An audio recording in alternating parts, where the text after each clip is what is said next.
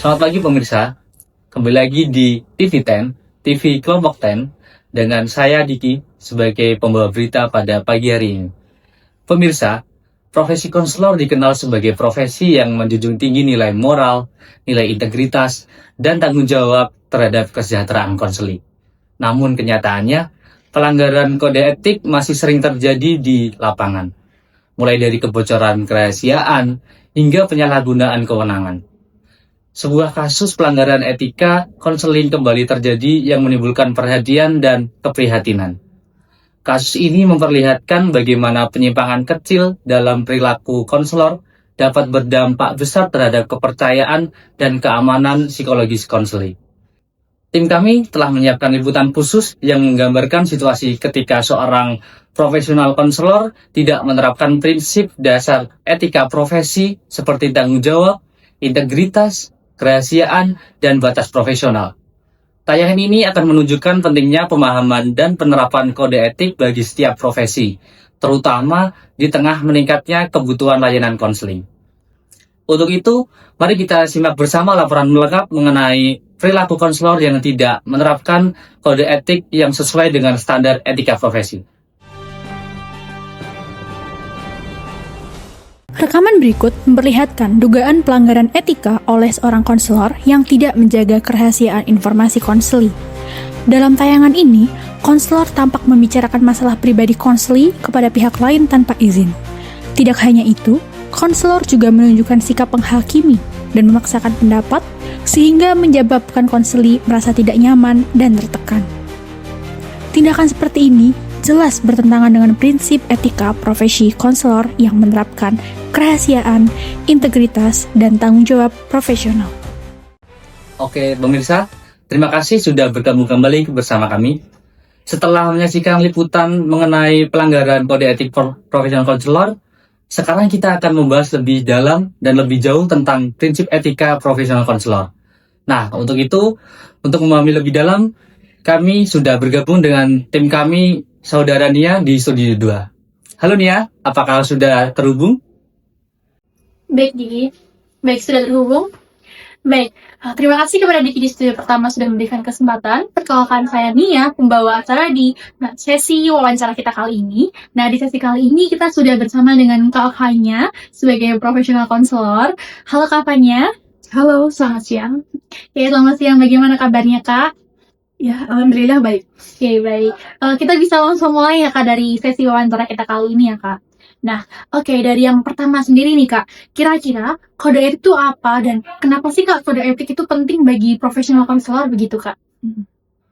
Oke. Kode etik profesional konselor itu adalah pedoman moral ya, dan seperangkat norma yang mengatur perilaku serta tanggung jawab konselor dalam memberikan layanan dalam konseling. Nah, di Indonesia itu sendiri, kode etik itu disusun oleh Apkin. Tujuannya untuk menjaga integritas profesi, melindungi hak konseli, dan memastikan layanan diberikan secara aman dan tanggung jawab. Nah, kode etik ini penting ya pastinya karena hubungan konseling itu akan sangat sensitif. Konselor itu perlu atau bahkan wajib menghormati martabat konseli, lalu menjaga kerahasiaan juga, dan juga menghindari diskriminasi dan menempatkan kepentingan konseli di atas kepentingan pribadi. Nah, tanpa kode etik itu ya, itu layanan bisa beresiko menimbulkan kerugian fisik maupun psikologis terhadap konseli. Oke, baik. Terima kasih Kak Fanya. Tadi sendiri kan kita sudah melihat ya tayangan beberapa guru BK ataupun profesi konselor itu yang tidak sesuai dengan kode etik nih Kak. Kira-kira berdasarkan kode etik dan juga profesionalitas, pelanggaran apa saja sih Kak yang terjadi dalam tayangan tersebut? Oke, kalau dari tayangan yang tadi kita bisa lihat ya, itu beberapa pelanggaran utama. Seperti yang pertama itu pelanggaran kerahasiaan karena konselor membocorkan informasi konseli kepada pihak lain tanpa izin. Nah, yang kedua, konselor itu bersikap menghakimi, yang jelas bertentangan dengan prinsip penghormatan terhadap martabat dan otonomi konseli. Dan yang ketiga, konselor memberikan layanan di luar kompetensinya, sehingga melanggar prinsip kompetensi dan bertanggung jawab dalam profesional. Nah, selain itu, tampak adanya penyalahgunaan kekuasaan, yaitu ketika konselor itu meminta sesuatu yang tidak ada hubungannya dengan layanan. Nah, Dalam itu, semua bentuk pelanggaran ini bertentangan dengan prinsip yang dijelaskan oleh Kirana dan Humaira seperti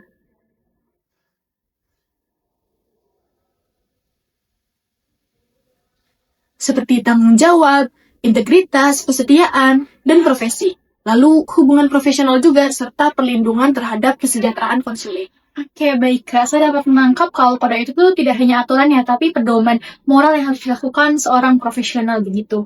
Nah, kira-kira nih Kak, kode etik itu memiliki prinsip apa aja yang harus dipegang seorang konselor profesional, Kak?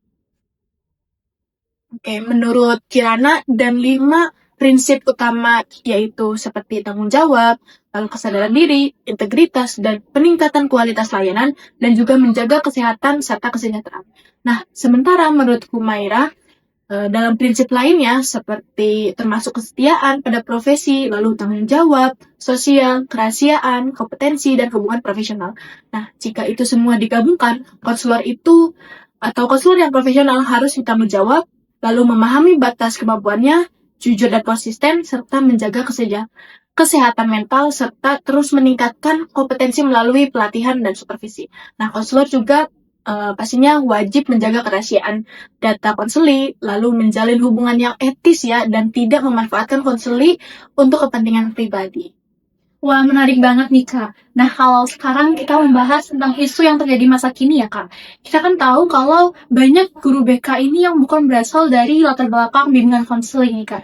Kira-kira nih, tantangan apa aja sih yang bakal terjadi kalau pendidik kita sebagai guru BK ini bukan lulusan bimbingan konseling begitu, Kak, kayaknya itu? Ini pertanyaan menarik. Oke. Tantangan utamanya pastinya adalah kurangnya pemahaman tentang kode etik, lalu kompetensi dasar konseling. Nah, konselor non-BK seringkali tidak mendapatkan pelatihan mendalam tentang etika seperti kerahasiaan, lalu batas profesional, dan teknik konseling yang benar. Maka dari itu, hal ini berpotensi menyebabkan kekeliruan dalam pengambilan keputusan atau tindakan yang tidak etis. Nah, karena itu dibutuhkan pelatihan tambahan dan penguatan pemahaman tentang kode etik agar praktisi atau apapun latar belakangnya gitu ya, latar belakang apapun pendidikannya dapat menjalankan layanan secara aman, lalu bertanggung jawab, dan pastinya sesuai dengan standar profesi konselor. Oke, baik Kakaknya. Tadi kan kita sudah membahas banyak banget nih Kak, dari dasarnya sampai ke tantangan yang harus dihadapi ya. Nah, dari Kakaknya sendiri, kira-kira pesan apa yang akan Kakak berikan apabila ada seorang calon profesional konselor mengenai kode etik dan juga profesional konselor begini, Kak? Oke, baik. Mengenai itu, etika profesi bukan sekedar aturan administratif ya, tetapi juga sebuah fondasi moral dalam setiap tindakan konselor itu seperti apa. Nah, saya sendiri berpesan agar calon konselor itu selalu menjunjung kerahasiaan, lalu mengutamakan kepentingan konseli, lalu meningkatkan kemampuan juga seperti supervisi dan pelatihan ya, serta menjaga integritas diri. Nah, dengan memegang teguh kode etik, konseling dapat menjadi layanan yang benar serta aman pastinya. Dan pastinya juga berkualitas serta bermanfaat bagi konseli. Kurang lebih seperti itu. Oke, baik. Terima kasih kepada Kak Fanya atas penjelasan yang sangat informatif sekali. Kita sudah membahas banyak sekali ya Kak Fanya, dari yang paling dasar hingga tantangan, dan juga Kak Fanya sudah memberikan pesan nih. Nah, terima kasih atas waktu yang Kak Fanya berikan. Saya pamit mohon undur diri ya Kak Fanya dari hadapan Kak Fanya. Oke, pemirsa, etika profesional konseling adalah fondasi yang penting dalam menjaga kualitas layanan dan juga keselamatan konseling. Semoga tayangan ini menjadi pengingat kalau konselor memiliki tanggung jawab yang besar dalam menjelaskan profesionalnya. Nah, baik, sekarang saya kembalikan ke studio pertama kepada Diki kembali. Terima kasih kepada Saudara Nia dan Saudara Fanya yang telah memaparkan tentang etika profesional konselor. Demikian rangkaian berita pada pagi hari ini.